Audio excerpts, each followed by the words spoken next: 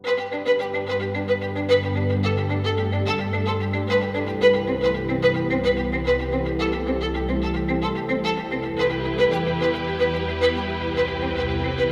afternoon, Catina. Thank you for joining us for St. Louis Press Club's Hour in the Now series. Today is August 5th, 2020.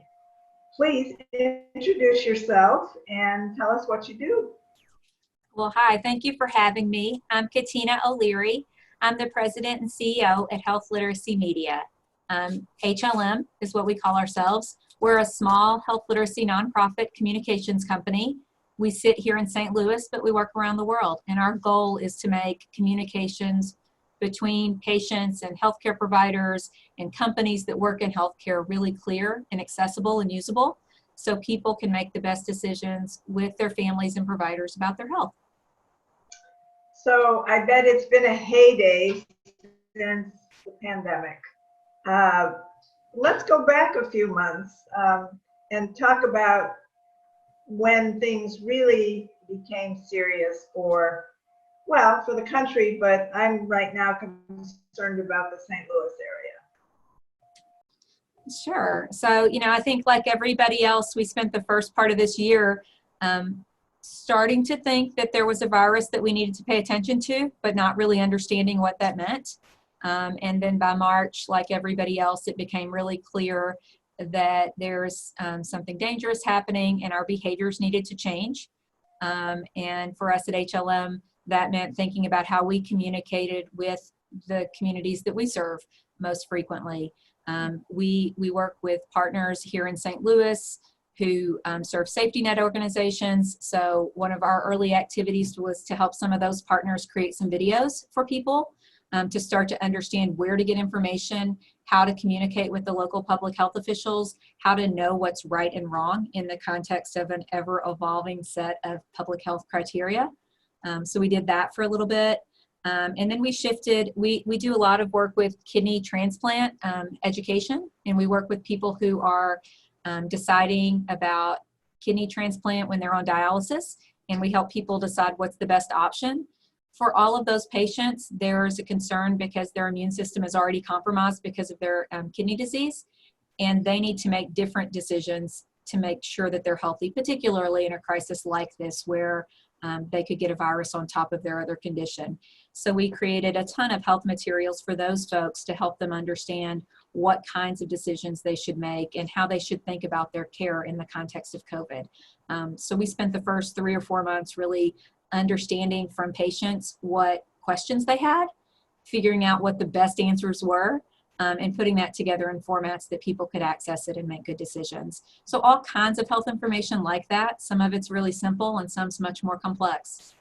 Well, despite the complexity or the simplicity, wasn't there involved repetitive? I mean, you really had to repeat this over and over because of the bombardment of messages. Well, I think that's absolutely right. And it's not just the bombardment. It's not just the bombardment. It's the fact that the information was changing and people's understanding of what's going on with this virus was really shifting. So early messages coming from really trusted sources were incomplete and sometimes incorrect and shifting. And so there was a sort of disintegration of public trust. And so repeating factual information and linking it to appropriate sources and helping people understand how to sort of distill all the different messages has been a challenge that's fairly unique to this time in history and this particular health condition. So would you kindly talk about your staff, your team, and their responsibilities and how you did deal with this, tons of information that you had to sort out and use trusted sources? Sure thing. So the team at HLM is fairly small. There are 14 of us, and we're all public health sort of do-gooders. So our backgrounds are in things like social work, public health, health policy, biology, chemistry. Some people have a lot of experience in specific disease conditions, and so they bring that information. We have lots of writers So people who have degrees in English and education.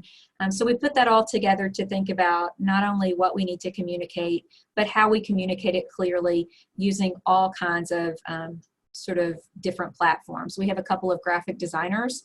They make videos, they create visuals. That's been really important with this pandemic because the words aren't enough. We need to be able to show people. We need to be able to show them pictures of how they wear a mask, how they wash their hands, how they do the things we're telling them to do for safety. We need to be able to describe what 6 feet mean, right? We need to be able to tell people because we often underestimate. And we even need to think about the words. And early on in March in the epidemic, people talked about social distancing. And we learned later on that it's not about the social, because if we just think about the social, people lose core parts of what it means to be human, and they're lonely, and there's depression and all these other things. It's about the physical, right? So we need to be 6 feet apart, but we need to figure out how to sort of work together to make sure that we still feel socially connected and tied to our communities. So we really work together to think about how to use those words, how to explain them in ways that make sense, how to show people. They need to be able to see it and hear it, maybe watch videos, play it over again, and then talk about it with their friends and family, and make it make sense in the context of their life. So that's what my team's been doing, and we've been doing that together with our own challenges. Well, even in journalism, the lexicon is constantly reviewed. Right. What's proper, what is more understandable. So what are some of the challenges? And you mentioned some of them already, certainly. But some of the other challenges, the words and the visuals that you have to, counter with better language. Can you give some of those? Sure. I mean, I think, I mentioned 6 feet was a particular problem. People don't understand what that is. A lot of companies did a really nice job of making that fun. I've seen a couple that are like, how many Stanley Cups does it take to equal 6 feet? Or, how many Emo's pizzas? Or all of these things that are sort of funny, but help you sort of grab a concept and make it stick. So the people who've done that well, I think, have done a nice job. The social and physical distance was certainly a challenge. Hand washing is complicated. People don't wash their hands universally well. Masking, the masks have been a real issue. Depending on what kind of mask you wear, you have to wear it differently. So figuring out how to talk about that and how to show people. But the reality is the message has changed about masks too. So we've heard that they don't matter. We've heard that they do. We've heard that they're dangerous. At one point I heard people saying that you can actually get sick because of your mask. And depending on who you hear that from and where, it sticks with you in a different way. And so figuring out how to make sure that all of the trusted sources have the right information, I think, has been a unique challenge. And there's just so much messaging too. Most people are getting a lot of their health information from places like Facebook and Twitter, which were built for entertainment, not necessarily for education. And so, it's hard to know when you just click and pass something that what you're forwarding on to the rest of the world is factually correct and useful. So we've had to work around that as well. And we're thinking a lot more about how do we talk to people about fact checking and being certain about the information they have. I think that's foundational to COVID. One of the things we're learning is that people fundamentally don't understand science as a group. There's a real gap in people's science education, and particularly the understanding of the scientific method. So when the public information about a certain medicine or a vaccine or how you protect yourself changes, it doesn't often change because, accidentally the scientists are just dumb and they made a mistake. It's that, the process of science is to test each sequential piece and to report and make adjustments based on new information. And it's not ever just one study that's final. But a lot of people miss that and misunderstand. And particularly in this time period, the scientists have felt pressured, I think, to get information out to help people understand. And so some things are being published faster than they normally would be with fewer studies and less information. And it's particularly damaging in a public that doesn't understand the scientific method and science in general. And so we've really tried to work on that as well. Do you recommend certain questioning, lines of inquiry by the consumer to better understand something? Yeah, I think that's right. Is you have to really help people think about what sources are relevant and reasonable, and also understand that among a group of trusted sources, you have to really read the whole thing, not just the headline. That's a piece. So we're not just clicking and sharing, but we think about who said this and why did they say it. Does it make sense? Are they the only people that think this? How does this fit against all the other things that people are saying? And the reality is, if things sound too bizarre or too good to be true, they often deserve a little bit more information. In the context of COVID, if this was easily solved with some things that we've seen on social media, if there was an easy way out of this, we would be there, right? Like, we would all certainly try if there was an easy oil, or you could take aspirin, or there are all kinds of things that we've seen that I don't really want to repeat. But if we were able to do those things and eliminate this at the cost of the economy and the public health and public good, we would all be doing that. And so the reality is, it is much more complicated, and anything that seems easy or obvious probably deserves a little more investigation. And we have to really get back to who can we trust, and what are they telling us, and what are they basing that information on? Who gains from this? If it seems overly political, it's probably about something other than our health. The people who are the doctors with a lot of experience are probably the people who have the most knowledge to pass on to us. Local is better. Yeah. When you say local is better, explain further, please. Sure. I mean that in the context of this particular virus, there's a big difference between New York and LA and Dallas and St. Louis at this moment. So there are big lessons we can learn from how people have handled the virus and how they have coordinated efforts in all of those places.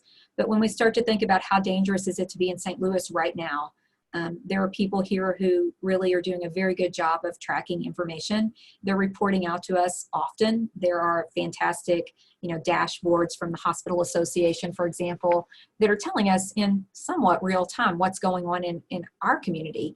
And that's not what you would necessarily see if you go on to, the national news sources. They're reporting where the story is, which is very different than what's happening in my backyard. And so, if you can find the local trusted sources, the press conferences from the doctors here who are running the task forces, those people can tell us in real time what they're worried about, what they're struggling with on the front lines. And that's really where we should take a lot of our information for how we behave. I mean, they're telling us when it's okay to, make trips that are, wants instead of needs. And that's really what we should be thinking about. There are all kinds of things that we want to do, but what is it that we need to do, and what's it safe to do at this particular time?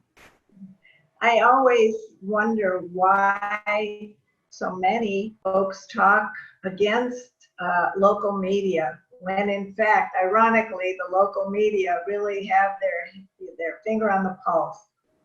I think you're exactly right. They're studying it. They're working close. They know the people who know. They're following these stories every day. They have connections with the hospitals and the FQHCs, and this is real time. And so, I think, I'm following in my own house local media to help me decide what's safe for myself and my kids to do. And I appreciate the national media. I think there are many stories there about the bigger picture and what comes next and how we handle things. But in terms of a Tuesday, how I make my own decision about what's healthy and safe, I'm much more interested in what people here in St. Louis tell me. So may I deduce and say that following local media is one way to maintain health literacy? I think that is a very good way often. I think that local media has some of the same challenges as national media. I think sometimes people find themselves much more focused on entertainment than health and news. I think that's a challenge that's a particular 2020 challenge that we all have to sort of worry about advertising dollars and, politics and all kinds of things. But I think if you can find a good local media source that's tied to real communities and that are really sort of contextualized by the communities that they serve and they're listening and sort of raising those voices, that's a really smart way. Absolutely. And I think a lot of people do it well. I'm glad you bring context into the conversation. I think that's an important piece of information. So this notion of health literacy, is it like this continuum of ongoing improvement? It is. And, we sort of, in the field of health literacy, first of all, it's a pretty young field. The first people who paid a lot of attention to health literacy and called it that only done so in the last couple of decades. So this is not the same kind of field that has, years and years and years of support as other fields. But the early definitions of health literacy were really focused on deficits of community members and patients. And this idea that if people were just smarter and people were more thoughtful, then everything would be just fine. And it was about their sort of deficits in knowledge and information. And that was where a lot of the early work was. But in the last 15 years or so, we've gotten really much more focused on the interaction between people and communities, patients, the public, and the systems that serve them. So the hospital systems, the public health systems, the health insurance systems, those systems are built to be really challenging and complex, particularly in the US. And when we ask people to navigate those systems, it's a real challenge, even for people who are very smart and very educated. So we really work in health literacy to think about how do we make systems work better for the people who need them, and how do we sort of coordinate between people and systems so that everything doesn't have to be so terrible, particularly when you're sick. The most recent data on health literacy says that about 90% of the population is challenged by health literacy. About 90% of the people can't do the basic things they need to do to take care of their health in a medical context. And that's based on a survey that was among people who were well. So that's not when you get a cancer diagnosis. It's not when you have the fever of a flu. That's just on a Tuesday, somebody asks you about your health literacy. Most people have trouble figuring out what their insurance covers, how to get to an appointment, what's the difference between primary care and specialty care, how do we know whether we should go to the emergency room or urgent care. We all have challenges with that all the time. So we have to figure out how to make it easier and make it work. I'm laughing because I guess doctor's handwriting doesn't count anymore because everything's computerized. Absolutely. Absolutely. So not only is everything computerized, but you're now supposed to go into the little app and figure out how to ask questions back and forth and request your appointments and see the reports and pay your bills all in this place. And, in the time of COVID, you may even have your visit that way through telemedicine, which is a brand new challenge and opportunity. We're learning that for a lot of people, a televisit is fantastic because it means you don't have to fight traffic, you don't have to find a place to park, you don't have to do all of these other things. But then there are communities like older adults who sometimes really look forward to those visits with doctors and providers because maybe one of their children came and got them and took them to the visit. Maybe they had lunch after and they had a chance to visit in person with the doctors who they don't get to see enough. And so the social piece of that gets left out. And we really have to figure out how to balance all of those pieces of technology in healthcare for sure. So you're nationwide. So what prompts HLM to work on different types of messaging? So you talked about COVID, of course, but in normal times, these are abnormal times. So in normal times, how does that work into your day-to-day work? Sure. So at HLM, we started out early on as Health Literacy Missouri, and we were so fortunate to be founded by the Missouri Foundation for Health when they had a strategic vision to create an awareness of health literacy in Missouri. So our first opportunity was really to work here in the state in the service area of MFH and to help people have an awareness of health literacy. So staff went out and worked with the media to create stories. They built awareness. They placed lots of stories in newspapers all over the state, and they really sort of made the case for health literacy. And that's how we spent a ton of our early years. But then over the past 10 years or so, MFH helped us think about how we could become self-sufficient and sustainable. And one of the ways that we were able to do that is to work outside Missouri and to think beyond awareness. So we think about implementation and dissemination work now. And we don't just do that sort of awareness work that we did for so long. So one of the things that we spend a lot of time on is training providers. So from our perspective, you can train patients all day long to be more health literate. You can train them to ask questions. You can train them to look it up on the internet and be prepared. But if they go into a doctor's visit and the provider on the other side is not open to that experience, everything they've done is just diminished, and there's nowhere to go from it. So we really perceive that it's on our obligation to train the providers to be ready for that and to even solicit that from the patients. So we spend a lot of time working in that area, training medical students, training doctors, trying to create systems in hospitals and FQHCs to make that work. So that's one thing. Other things we do is we work on plain language materials. So we know that most materials that you get from a doctor's visit, or if you get them online from a drug company or other things, are written at a level that's well beyond most people's reading comprehension. So most materials in health education are about the 11th grade reading level. Most people are much more comfortable reading at about the 6th or 8th grade reading level. So we do everything we can to really reduce the reading level so that people are comfortable. And the other thing we do is add a lot of visuals and graphics, because for people who are poor readers, being able to see a picture helps them connect to the words and helps them understand and remember. So we spend a ton of time doing work in plain language and working on materials. About 5 years ago, I guess, we partnered with an investigator who had a kidney transplant education program called Explore Transplant and Explore Living Donation. She had created this and tested it with many large grants from the federal government. And then she was in a dissemination mode. And so she needed to get that out to hospitals and providers. And that didn't work so well in an academic institution. So we took that over. So we do lots of provider trainings on transplant education and helping people make decisions. So that's one of our strategic areas. And then the final is about 4 years ago, we started to do public science communication of clinical trials. The European Medical Group has dictated that people who have clinical trials with sites in Europe must return survey results and study results to the public and people participating in the trial within 1 year of completion of the trial. So while the FDA doesn't require it, most of the large pharmaceutical companies here have European sites. So every trial they finish has to have a public science summary. We write those because it's not a public summary if people can't read it.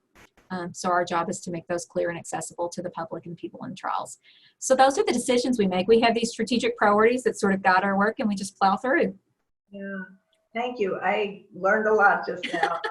So this whole discussion of institutional racism, systemic racism, certainly the intersection of health, people, education gaps, health gaps. What has been the discussion there at HLM, please? Well, so, we consider health literacy a social determinant of health, certainly. And there are a lot of people that would say race is also a social determinant, and decisions about what happened to you in your health care are certainly determined by who you are and where you live and how well you have access to and process information. So we take that seriously. We certainly recognize that people from communities where there are fewer resources have less access to health information. They have less access to health care. They're often less insured. There are all kinds of things that happen that make it harder for them to access care, certainly. And communities of color are often not represented in anything, right? So certainly healthcare decision-making, structural changes, but also many of the research trials that we present, we see that most of the people that are enrolled are white people of a certain age, often men. So what we know about medicines comes from a pretty specific population that doesn't reflect the communities we serve. So we take that very seriously, and we work hard to make sure that, from a staff level, our staff reflects the community that we work with here. So every time we hire someone, we try to think about what does diversity and inclusion look like, and it's not about sort of quotas. It's about, these are the 14 people we have. We only have so many seats. Who can we bring here that represents a community or a group that we don't have reflected right now? So who can help the rest of us understand something that's missing? So every single time we hire someone, we do that. Our board is the same. We work really hard to make sure that our board has a diversity that reflects the community as we wish it to be. So we want to make sure that we have people of different ages and races and sexual identity and education and geography and all these things really sort of go together to create communities that are inclusive and open and broad. And that's where we sit. We certainly pay more attention to making sure that we think about communities that are underrepresented so far. Because, I mean, obviously, you know, people have been underrepresented as communities for a really long time. And so at some point you have to overrepresent to rebalance.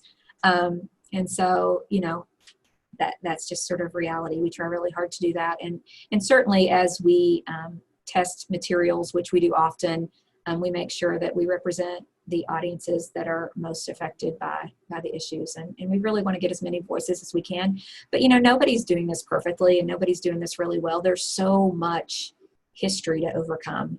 And we all want to be better right now. And it's just, there's so much to do and there's so much opportunity and we've got to do better. Yeah, I think the key here is how many institutions will be in it for the long run, for the long term. So I want to go back to the beginning of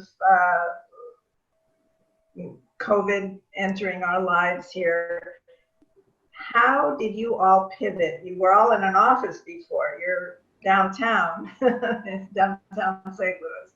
So you all dispersed, you were ushered out of your offices, and ta-da. So what were the tools you used? How was that transition?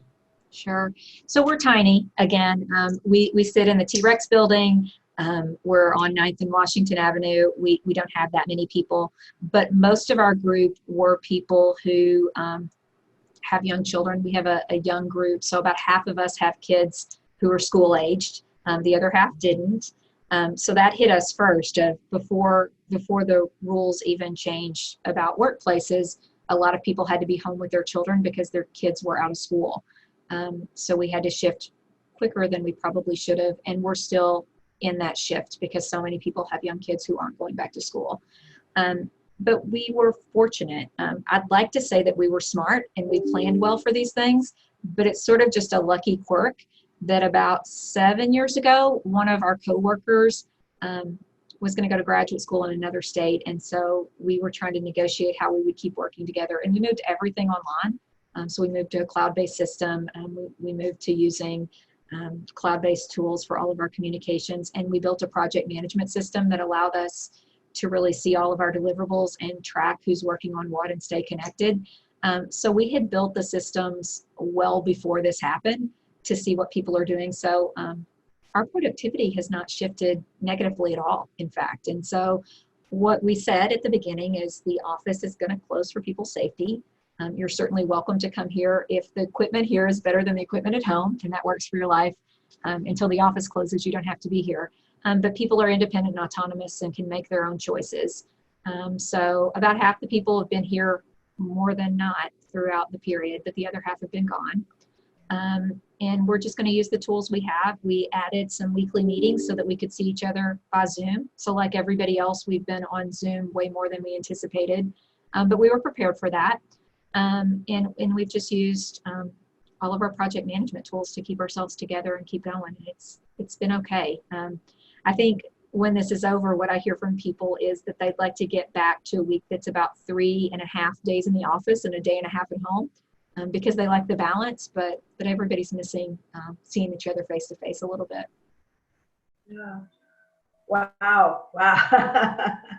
Anyway, this has been delightful. I am excited about this interview from the standpoint of more people knowing about this notion of health literacy.